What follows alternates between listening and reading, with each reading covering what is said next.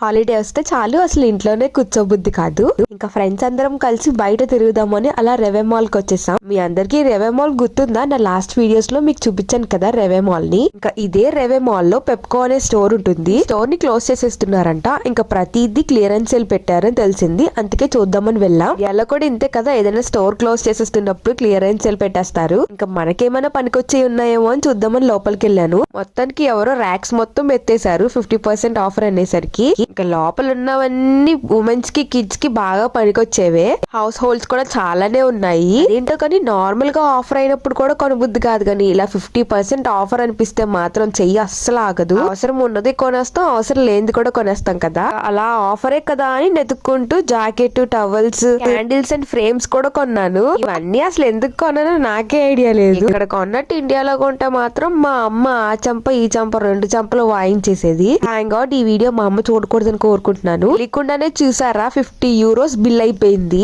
ఏనండి మన ఇండియన్ కరెన్సీలో 5000 అయింది. అవే నార్మల్ లో ఆఫర్ లేకుండా కొనుంటే €100 అవును, అంటే 10,000 అవును. సచ్చినోడి పెళ్లికే వచ్చింది కట్నం అన్నట్టు ఆఫర్ కాబట్టి కొనుక్కుని ఇంటికైతే వచ్చేసాం. మంచి మంచి వీడియోస్ చూడాలనుకుంటే మరి ఫాలో చేసుకోండి.